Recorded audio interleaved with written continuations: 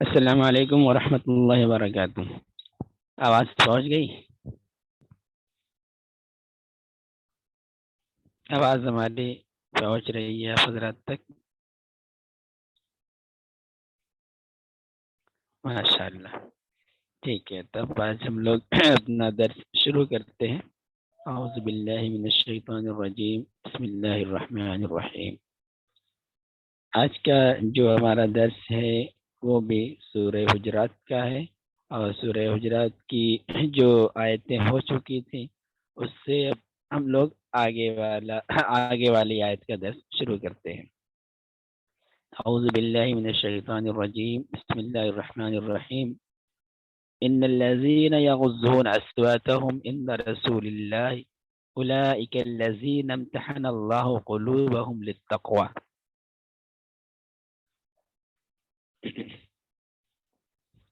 ان الذين يغضون، بے شک وہ لوگ جو پست آواز میں، دبی ہوئی آواز میں گفتگو کرتے ہیں، بات کرتے ہیں، بولتے ہیں۔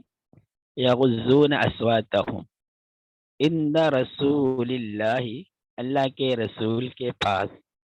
اولئک الذین امتحن اللہ قلوبهم للتقوى، یہی وہ لوگ ہیں جن کے دلوں کو چیک کر لیا ہے، جانچ لیا ہے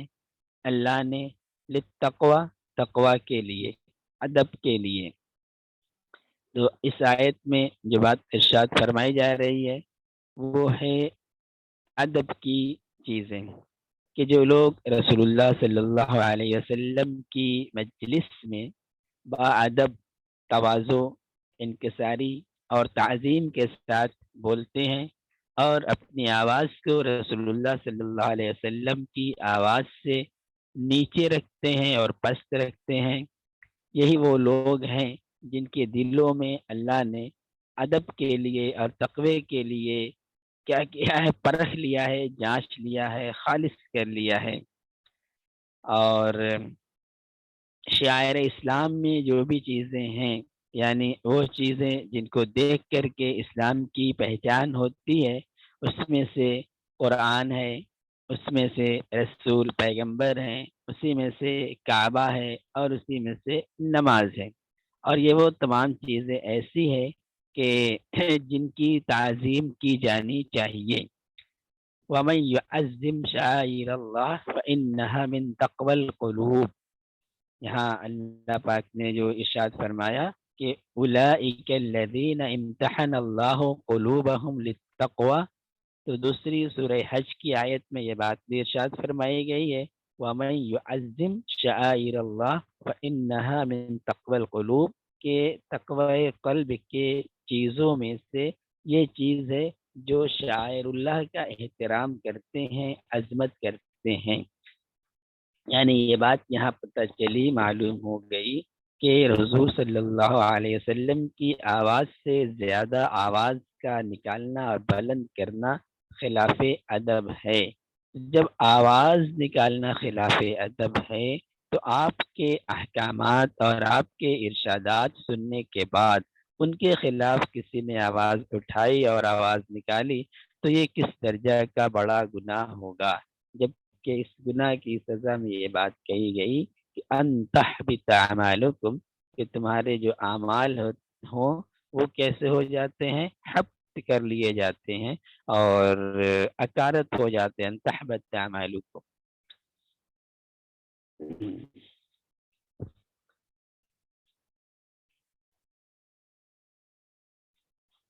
اب احکام کے سلسلے میں ایک مرتبہ حضرت معاذ رضی اللہ تعالیٰ عنہ کو یمن کی طرف بھیجا جا رہا تھا، اور آپ یمن تشریف لے جا رہے تھے۔ اس وقت رسول اللہ صلی اللہ علیہ وسلم نے آپ سے پوچھا تھا کہ بما تقضی یا معاذ، کہ معاذ کس چیز کے ذریعے سے فیصلہ کرو گے، کس چیز کے ذریعے سے حکم دو گے؟ تو انہوں نے عرض کیا تھا کتاب اللہ، کتاب اللہ سے۔ آپ نے پوچھا اگر اس میں بھی نہیں ملا تو پھر سنت رسول اللہ، رسول اللہ صلی اللہ علیہ وسلم کی سنت سے، اور اس میں نہیں ہوا تو اجتہد برائی، کہ جواب دیا کہ اجتہاد کروں گا۔ اس پر رسول اللہ صلی اللہ علیہ وسلم خوش ہوئے اور آپ نے ان کے سینے پہ ہاتھ رکھ کے فرمایا کہ اللہ کا شکر ہے کہ جس نے رسول اللہ کے قاصد کو، اللہ کے رسول کے قاصد کو یہ توفیق بخشی کہ اس سے خدا کے رسول خوش ہوا۔ اور اسی سلسلے میں حضرت ثابت ابن قیس رضی اللہ عنہ کا حال ذکر کیا گیا کہ ان کی آواز تھوڑا زیادہ تیز تھی اور لوگوں کے مقابلے میں، تو انہوں نے اپنے آپ کو گھر میں بند کر لیا تھا، اور پھر اس طرح سے آپ نے کیا کیا کہ نافرمانی سے بچنے کا سامان کیا تھا۔ اور اولئیکا جو لفظ ارشاد فرمایا گیا ہے، یہ جملہ دلالت کر رہا ہے کہ رسول اللہ صلی اللہ علیہ وسلم کی تعظیم کی وجہ سے پست آواز میں کلام کرنا یہ اللہ تعالیٰ کو بہت پسند ہے، اور ایسے جو لوگ ہوتے ہیں وہ کمال کے انتہائی درجے پر فائز ہوتے ہیں۔ اور رسول اللہ صلی اللہ علیہ وسلم کے سامنے اونچی آواز سے کلام کرنا، شور گل مچانا، یہ اللہ کے نزدیک ناپسندیدہ اور بری بات ہے۔ آگے ارشاد فرمایا جا رہا ہے کہ لہم مغفرۃ و اجر عظیم، جو لوگ پست آواز رکھ رہے ہیں ان کا اجر ہے، لہم مغفرۃ، ان کے اخلاص اور حق شناسی کی برکت سے ان کی پچھلی جو کوتاہیاں ہیں، کمیاں ہیں، وہ معاف فرما دی جا رہی ہیں، وہ اجر عظیم، اور ان کے لیے بڑا اجر اور ثواب ذکر کیا جا رہا ہے۔ آگے ارشاد ہوتا ہے ان الذین ینادونک من وراء الحجرات اکثرهم لا يعقلون ولو انهم صبروا حتى تخرج الیہم لکان خیرا لهم واللہ غفور رحیم۔ اس سلسلے میں ذکر کیا جا رہا تھا بنو تمیم کا ایک واقعہ کہ بنو تمیم کے کچھ لوگ رسول اللہ صلی اللہ علیہ وسلم سے ملاقات اور ملنے کے لیے آئے، تو وہ تمام حضرات حجرہ مبارکہ کے باہر تشریف فرما تھے، اور پھر وہی لوگ کیا ہیں کہ باہر سے ہی آواز دینے لگے، یا محمد اخرج الینا، اے محمد صلی اللہ علیہ وسلم باہر تشریف لائی۔ یہ باتیں ان کی کیا ہے، بے عقلی کی باتیں تھی اور بے تہذیبی کی باتیں تھیں، اور وہ رسول اللہ صلی اللہ علیہ وسلم کے مرتبے کو سمجھتے نہیں تھے۔ اس وقت وحی کا نزول ہوا تھا، اور یہ بات کہ جب بھی کسی اہم کام میں آپ صلی اللہ علیہ وسلم مصروف ہوں اور مسلمانوں کے دینی اور دنیاوی امور میں کسی کام کی ذمہ داری اور کسی کام کی ذمہ داری میں مصروف ہوں، تو لوگوں کو آپ صلی اللہ علیہ وسلم کو مخاطب اس طرح سے نہیں کرنا چاہیے۔ اور یہاں یہ بات بھی معلوم ہوتی ہے کہ جب کسی سے ملنے کے لیے جانا ہو تو اس سے پہلے ملاقات کا وقت طے کر لینا چاہیے، اپارٹمنٹ لے لینا چاہیے، تاکہ نظام الاوقات اور یہ ٹائم کا اور مینجمنٹ کا خاص طور پر خیال رکھنا چاہیے کہ جو لوگ ہوتے ہیں ان کی اپنی بہت ساری ضروریات ہوتی ہیں اور بہت سے اوقات کو اپنے منظم کر چکے ہوتے ہیں، اس وجہ سے کسی بھی شخص کے پاس آنے اور جانے اور ملاقات کرنے میں جو اصول اور ضابطہ ہے وہ یہ ہے کہ پہلے سے وقت متعین کر لینا چاہیے، معلوم ہو جانا چاہیے۔ یہ نہیں کہ کسی کے گھر چلے گئے اور جانے کے بعد وہاں دروازے پر اور ان کے گھر پہ جا کے آواز دے رہے ہیں کہ آپ ہمارے کام کے لیے باہر آئیے اور ہم آپ سے کچھ بات کرنا چاہتے ہیں، آپ سے ملاقات کرنا چاہتے ہیں۔ اب ان تمام چیزوں کے لیے آسانیاں ہو گئی ہیں، چاہے موبائل کے ذریعے سے میسیجز ہوں یا بار بار فون کرنا ہو اور موبائل کا استعمال کرنا ہو، تو اس میں بھی ان چیزوں کا خیال رکھنا چاہیے کہ سامنے والے جو لوگ ہیں ان کی مصروفیات کا اور ان کے آرام کا بھی خیال رکھنا چاہیے، اور ان کے ساتھ ساتھ تواضع اور انکساری کو بھی برقرار رکھنا چاہیے۔ جب اجازت ہو اس وقت آپ ان سے بات کریں، اس وقت آپ ان کو میسج کریں، اس وقت اپنی بات مکمل کریں۔ یہاں یہ بات بھی نظر آ رہی ہے اور سمجھ میں آ رہی ہے۔ تو آپ صلی اللہ علیہ وسلم کو وہ لوگ اس طرح سے بلا رہے تھے، پکار رہے تھے، جو اچھا نہیں تھا۔ اسی وجہ سے قرآن مجید میں وہ آیت نازل ہو گئی، اور آیت کیا ہے؟ ان الذین ینادونک من وراء الحجرات اکثرهم لا یعقلون۔ جو لوگ آپ کو برائے حجرہ، دیوار کے پیچھے سے، گھر سے باہر سے بلا رہے تھے، اکثرهم لا یعقلون، اس میں اکثر لوگ عقل نہیں رکھتے۔ یعنی باہر سے جو لوگ چیختے چلاتے اور بلاتے کسی کو، ان کے اندر کیا ہے؟ عقل کا مادہ نہیں ہوتا ہے، وہ بے عقل لوگ ہوتے ہیں۔ تو ہمیں بھی اپنے آپ کو اس بات کو سمجھ لینا چاہیے کہ ہمارے اندر اتنی تو عقل ہونی ہی چاہیے۔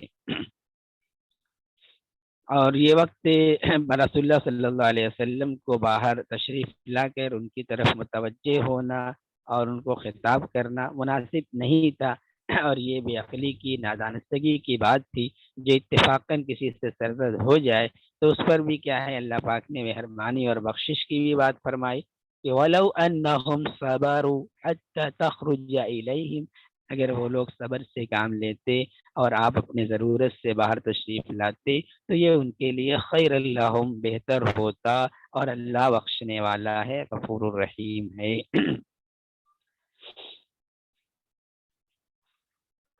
نبی کریم صلی اللہ علیہ وسلم کے ازواج مطہرات مدینہ منورہ میں جو تھی وہ 9 تھی، اور ہر ایک کے لیے ایک ایک حجرہ بنا ہوا تھا الگ الگ، اور آپ باری باری ان تمام حجروں میں رہتے تھے، تشریف فرما ہوتے تھے۔ اور اس صورت کا جو نام ذکر کیا گیا ہے حجرات، وہ اسی آیت سے ماخوذ ہے جس میں یہ بات ارشاد فرمائی گئی ہے، من وراء الحجرات۔ اسی لفظ حجرات سے اس آیت کا، اس صورت کا نام ذکر کر دیا گیا ہے۔ تو یہ حجرات جو بنے ہوئے تھے، یہ کھجور کے شاخوں سے، ان کے پتوں سے، اور ان پر اون کے پردے پڑے ہوتے تھے۔ اور یہ حجرات جو بنے ہوئے تھے اس میں سے کچھ پر چھت بھی تھی، اور اس کی جو اونچائی تھی وہ بہت زیادہ نہیں تھی، تقریباً 6 یا 7 ہاتھ کی اونچائی رہی ہوگی۔ اور بعد میں یہ سارے کے سارے حجرات مسجد نبوی میں شامل کر دیے گئے، داخل کر دیے گئے۔ اور یہ زمانہ تھا ولید ابن عبد الملک کے حکومت کا زمانہ تھا۔ اس زمانے میں ان کے حکم سے جتنے بھی ازواج مطہرات کے کمرے تھے وہ سب مسجد نبوی میں شامل اور داخل کر دیے گئے۔ یہاں پہ ایک مسئلے کی وضاحت ہوتی ہے کہ آیت میں بعد ارشاد فرمائی گئی ہے حتی تخرج الیہم، میں الیہم یہ بات بتائی گئی ہے کہ وہ صبر کا اور انتظار کا وقت تھا، ان کو صبر کرنا چاہیے تھا، انتظار کرنا چاہیے تھا کہ وہ اللہ کے رسول کے پاس آئے تھے، تو ذرا سا اور صبر کر لیتے، انتظار کر لیتے کہ آپ اپنی کسی ضرورت سے باہر تشریف لاتے، اور اس وقت سے بھی کیا ہے ان کو بات کرنا مناسب نہیں تھا۔ مفتی صاحب کو اطلاع دے دیں کہ کلاس اور درس شروع ہے، شاید وہ لنک سینڈ کرنے کی بات کر رہے ہیں۔ آپ میں سے جن کا رابطہ ہو مفتی صاحب کو اطلاع فرما دیں۔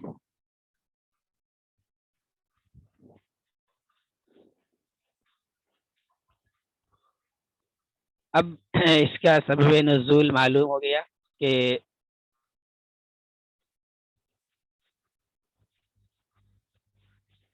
جی السلام علیکم ورحمۃ اللہ وبرکاتہ۔ ہاں کلاس چل رہی ہے، لیکن ہاں ہاں کلاس چل رہی ہے، لوگ حاضر ہیں۔ جی ٹھیک، السلام علیکم۔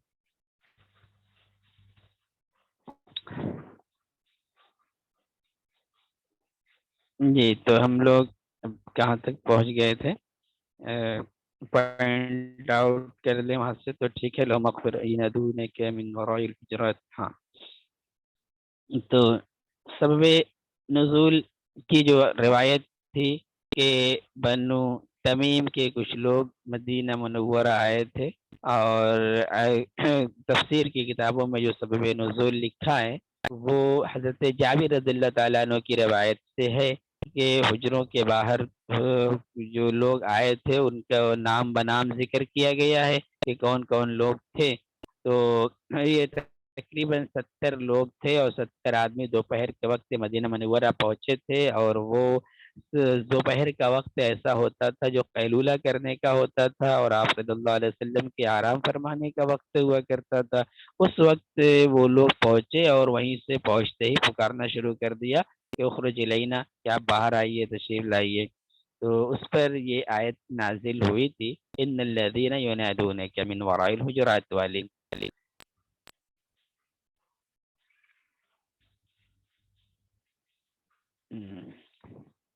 اور آگے اور بھی شان نزول کے سلسلے میں چیزیں تھیں، لیکن جو احکام اور عقل مندی کی جو بات ذکر کی گئی کہ رسول اللہ صلی اللہ علیہ وسلم سے ملنے کی ضرورت، اور ان سے مل کر کے اپنا مقصد حاصل کرنا ان کی ایک حاجت تھی. اس لیے ان کی عقل کا تقاضا تو یہ ہونا چاہیے تھا کہ جن شخصیات سے ملنا ہے، جن کو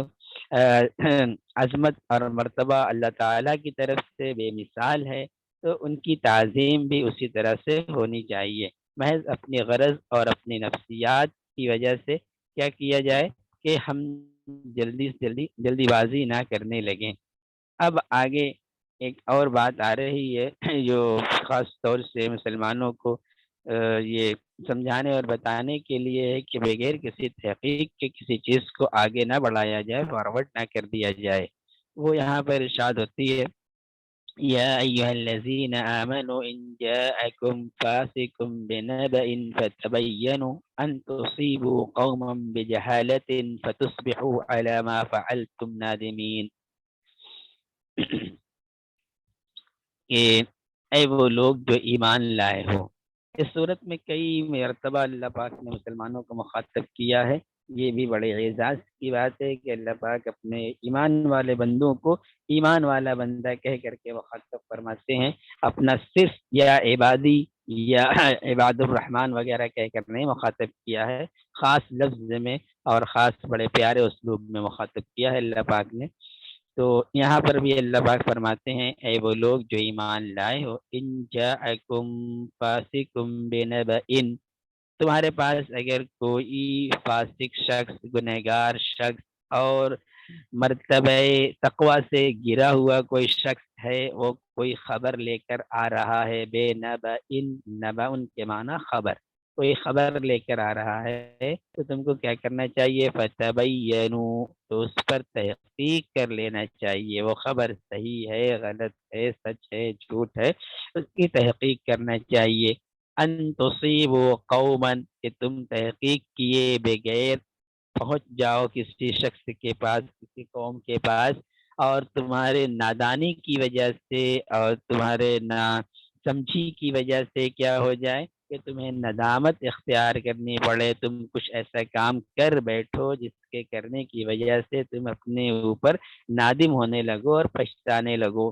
فتبینوا، تو تحقیق کر لو، ان تصیبوا قوما بجہالت، کہیں ایسے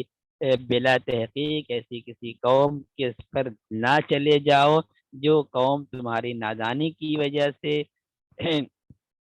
تمہاری نادانی، کسی قوم پر نادانی کی وجہ سے پہنچ نہ جاؤ، چلے نہ جاؤ، اور پھر تمہارے لیے کیا ہے، یہ ندامت کی چیز ہو، نادم ہو، پچھتانے لگو. یہاں پر جتنے بھی نزاع اور جھگڑے، فساد اور دوسری تمام چیزیں ہوتی ہیں، یہ آواز تو میں سمجھ رہا ہوں کہ برابر پہنچ رہی ہوگی. اچھا ٹھیک، اوکے. تو جو بھی نزاعات ہوتے ہیں، ان تمام نزاع کا جو سب سے پہلا پہلی چیز ہوتی ہے، ابتدا اور شروعات ہوتی ہے کہ شروعات ہوتی ہے وہ کس طرح سے ہوتی ہے، آگے اس کا ذکر آنے والا ہے. اس کو بھی یہ اللہ پاک نے ایھا الذین آمنوا سے خطاب کیا ہے. یہاں پر جو اکثر نزاعات اور مناقشات کی چیزیں، ابتدائی چیزیں جو ہوتی ہیں وہ رانگ انفارمیشن اور جھوٹی خبروں سے اور افواہوں سے ہوتی ہیں۔ بہت سارے واقعات آپ کے بھی دل میں کے علم میں ہوں گے کہ وہ ایک افواہ کی وجہ سے، ایک جھوٹی خبر کی وجہ سے بہت سی غلط فہمیاں پیدا ہونے لگیں۔ اور ابھی کچھ دنوں پہلے نمک کا مسئلہ اور کس طرح کے مسائل پیدا ہونے لگے تھے کہ ایک جھوٹی خبر اور افواہ کی وجہ سے نمک کو کہاں سے کہاں لوگوں نے پہنچا دیا تھا۔ اور اتنی خود غرضی اس وقت لوگوں کے اندر ہوتی ہے کہ بس ہم کو نمک مل جانا چاہیے، چاہے اس کے لیے کچھ بھی کر لیں۔ حالانکہ ان تمام چیزوں کی تحقیقات وغیرہ کی تو بات ہی ایک دم اس وقت سرے سے سمجھ میں ہی نہیں آتی ہے۔ تو یہاں پر بھی اللہ پاک نے جو بات ارشاد فرمائی ہے اس میں اس کا بڑا لحاظ رکھا گیا ہے کہ کوئی بھی خبر آئے اور اس خبر کے سلسلے میں کیا کرنا چاہیے، تحقیق کرنا بہتر اور اچھا ہوتا ہے۔ بغیر تحقیق کے اور بغیر اس خبر کے اس خبر پر یقین کے اس کو آگے فارورڈ نہیں کرنا چاہیے۔ اور یہ بات بھی پہلے سے ہم لوگ سمجھ چکے ہیں، اور رسول اللہ صلی اللہ علیہ وسلم کا یہ ارشاد بھی آپ کو پتہ چل چکا ہے کہ کفا بالمرء کفا بالمرء کذبا، انسان کے جھوٹا ہونے کے لیے اتنی بات کافی ہے کہ وہ کیا کرنے لگے، یحدث بکل ما سمع، کہ جو کچھ بھی وہ سنے اس کو فارورڈ کر دے، جو کچھ بھی اس کے پاس انفارمیشن رائٹ آئے، رانگ آئے، اچھی آئے، بری آئے، وہ بغیر کسی تحقیق کے، بغیر کسی سرچ اور ریسرچ کے اس کو فارورڈ کرتا چلا جائے، شیئر کرتا چلا جائے اور دوسروں تک پہنچاتا چلا جائے۔ اور اس وجہ سے پھر انسان کیا ہے، جھوٹ میں اپنے آپ کو ملوث کر لیتا ہے۔ تو مسلمانوں کی اجتماعی زندگی کو درست رکھنے کے لیے اور اجتماعی زندگی پر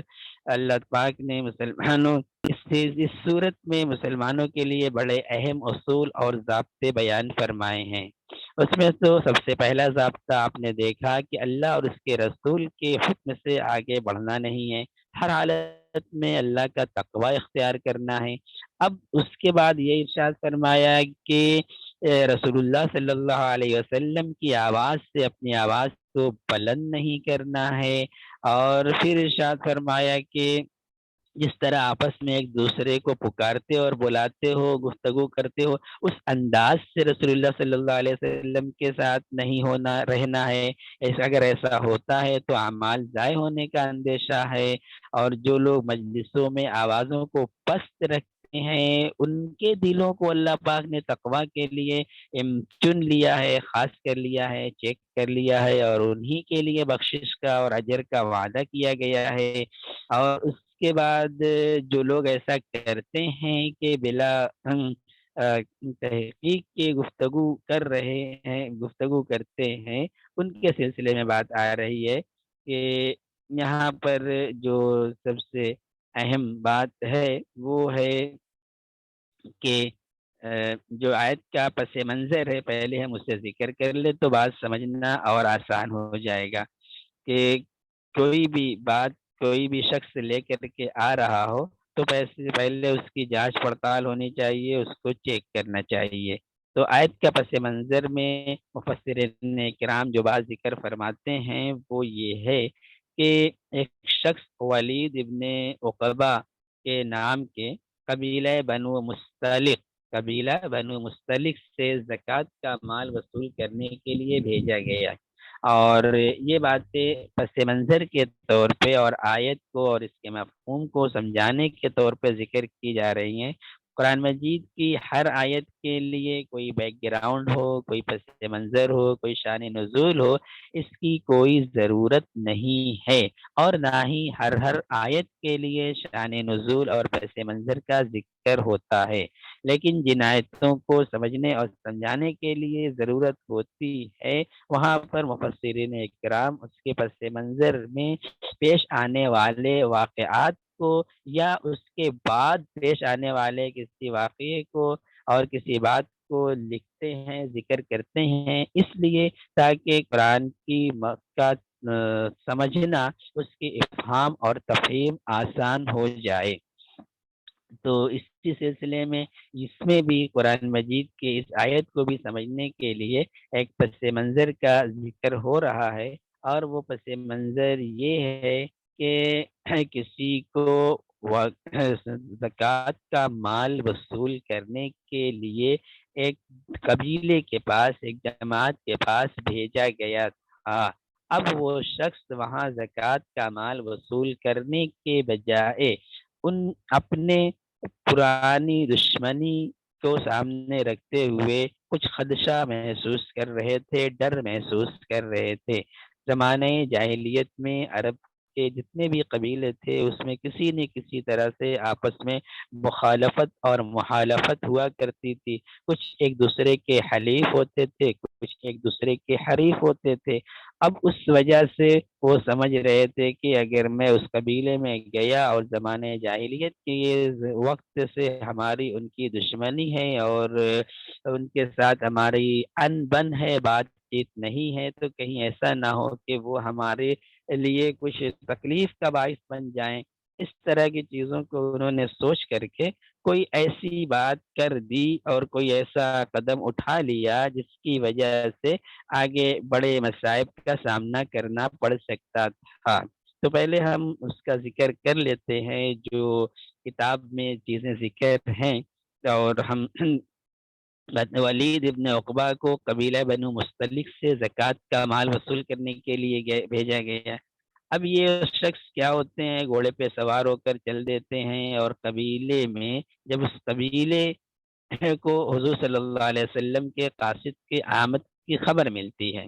तो ये ज़रा-सा ध्यान रखना है कि कबीला बनु मुस्तलिक वालों को जब इसकी इत्तिला होती है कि रसूलुल्लाह सल्लल्लाहु अलैहि वसल्लम ने किसी आदमी को हमारे पास भेजा है, तो वो तमाम लोग बहुत खुश होते हैं, और उस वक़्त के रिवाज दस्तूर के मुताबिक उनका इस्तक़बाल करने के लिए और उनको रिसीव करने के लिए वो लोग क्या होते हैं, कबीले से और अपने घर और गांव से बाहर निकलते हैं, और बड़े अच्छे अंदाज में हथियारों के साथ लैस होकर मुकम्मल तौर से उनका इस्तकबाल करने की ख्वाहिशमंद होते हैं।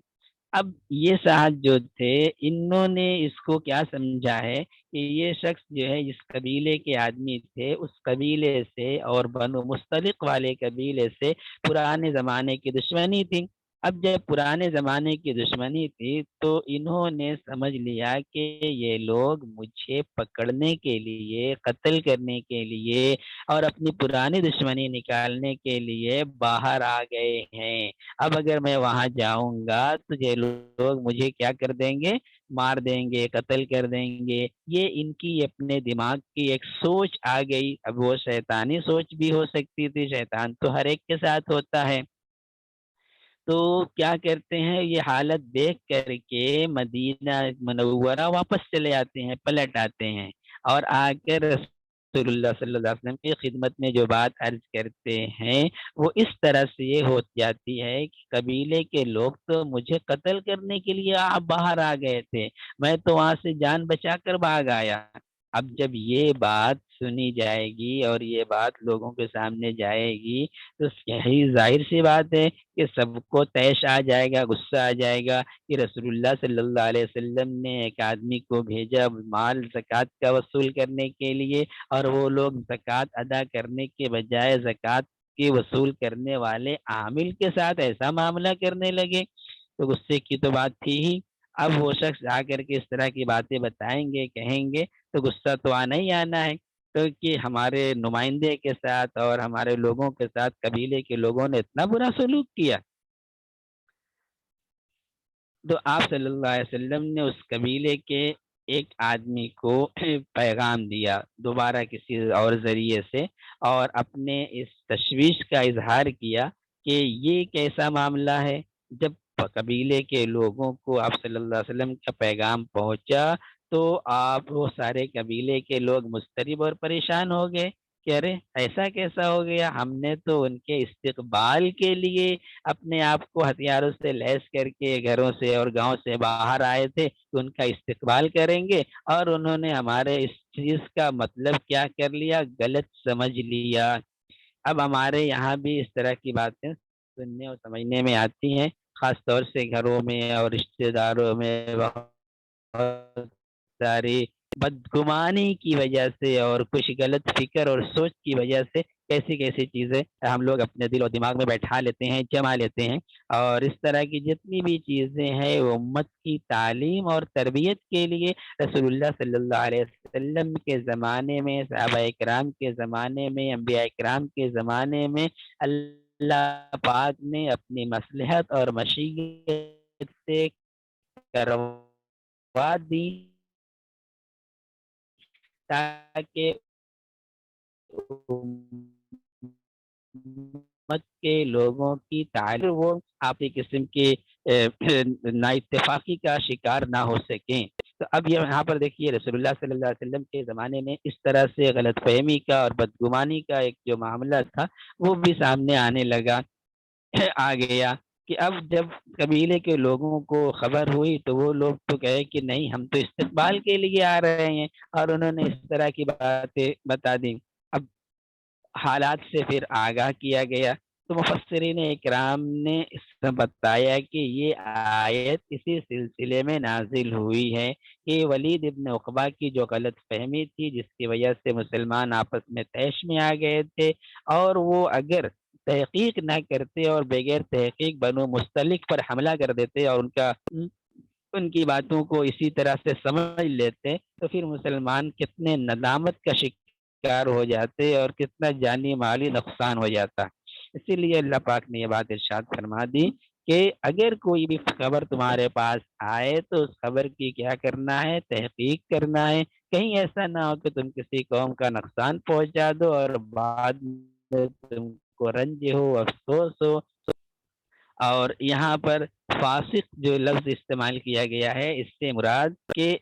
گنہگار نہیں بلکہ جھوٹ بولنے والا شخص ہے۔ اس شخص نے آ کر یہ خبر دے دی تھی کہ بنو مستلق کے لوگ کیا ہے مجھے مارنے کے لیے باہر آ گئے تھے، حالانکہ بات ایسی تھی نہیں۔ اور اب ہم جو خبر سنتے ہیں، پڑھتے ہیں، دیکھتے ہیں، ذرا اسے بھی دیکھ لیں کہ کوئی بھی خبر ہو اس کی تحقیق کر لینا یہ انتہائی اہم بڑے ضابطے کی بات ہے، اور جو لوگ خبروں کی تحقیق کرتے ہیں وہ بڑے فائدے میں رہتے ہیں اور ان سے بہت ساری غلطیوں کا امکان کم ہو جاتا ہے۔ لیکن موجودہ زمانے میں آپ دیکھیے کہ خبر کی تحقیق کا کوئی بھی انتظام نہیں ہے، اور جو لوگ اس کا انتظام کرتے تھے وہ کسی نہ کسی طرح سے مصائب کا اور عقوبتوں کا شکار بھی ہوتے چلے جا رہے ہیں۔ تو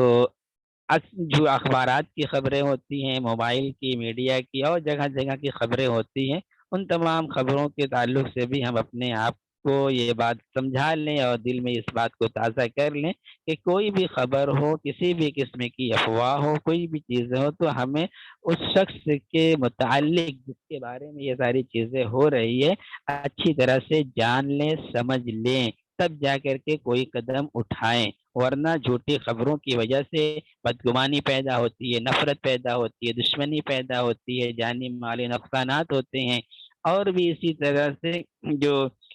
شہادت کا اصول اور ضابطہ ہے یعنی گواہی دینے کا اصول اور ضابطہ ہے اس کا بھی انتظام کیا گیا ہے۔ تو اس آیت میں اور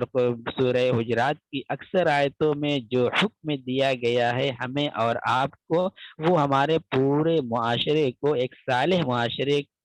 معاشرہ بنانے کا حکم دیا گیا ہے۔ اور اب ہم سمجھتے ہیں کہ یہاں تک ہماری اس آیت کو ہم نے مکمل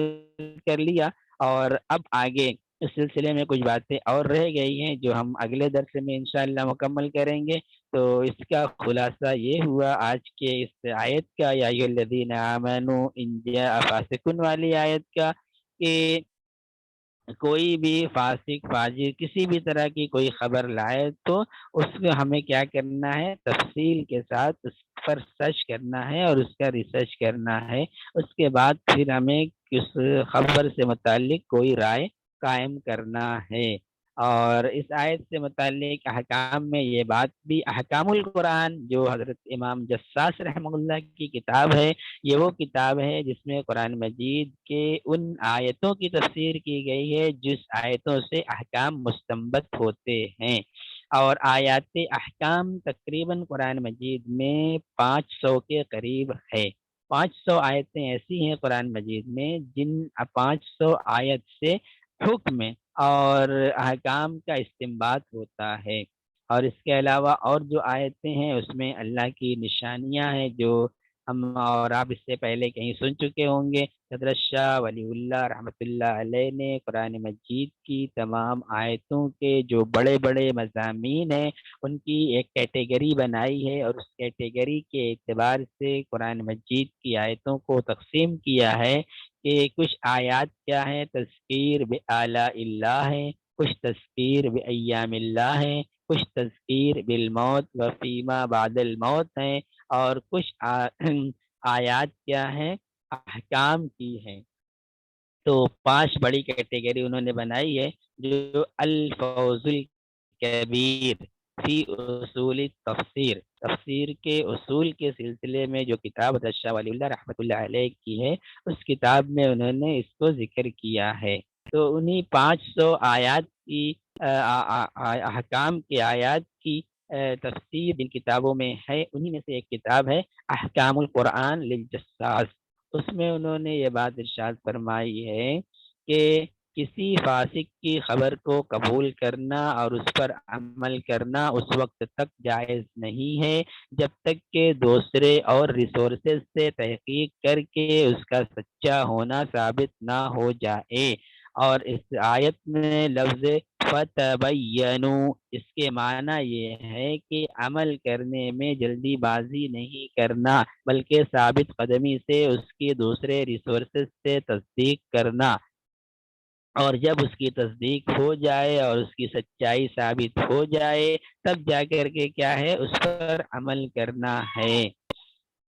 اور اسی طرح سے گواہی کا بھی معاملہ آتا ہے کہ کس کی گواہی قابل قبول ہے اور کس کی گواہی قابل قبول نہیں ہے۔ انشاءاللہ آئندہ درس میں اس کی تفصیل ذکر کی جائے گی۔ آج ہم صرف اس آیت کے شان نزول پر اور اس آیت سے مستنبط ہونے والے کچھ مسائل کو ہی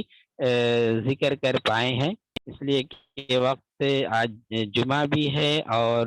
وقت تقریباً مکمل بھی ہو گیا ہے، اسی وجہ سے اجازت دیں مجھے کہ ہم اسی اتنے پر اکتفا کر لیں۔ السلام علیکم ورحمۃ اللہ وبرکاتہ۔ اور اگر کسی قسم کا کوئی سوال ہے، کچھ بات سمجھ میں نہیں آ رہی ہے، پوچھنا چاہتے ہیں تو دوران درس بھی پوچھا جا سکتا ہے، لیکن اس میں تھوڑی مشکل پیش آتی ہے، اور اگر درس کے بعد بھی میسیجز کے ذریعے سے کوآرڈینیٹر کے حوالے اپنے سوالات کر دیے جائیں تو اگلے درس میں اس کی تلافی، یعنی اس میں جو باتیں رہ گئی ہیں یا جو پوچھی گئی ہیں ان کا بتایا جا سکتا ہے، ذکر کیا جا سکتا ہے۔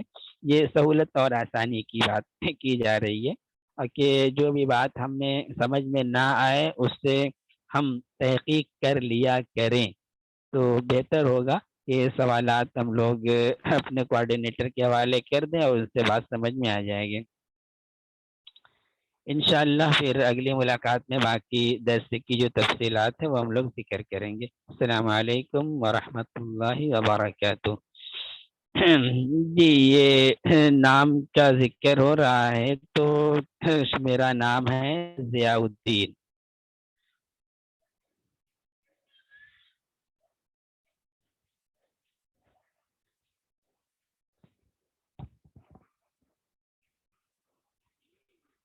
ٹھیک ہے، میں یہاں سے نکل رہا ہوں۔ السلام علیکم۔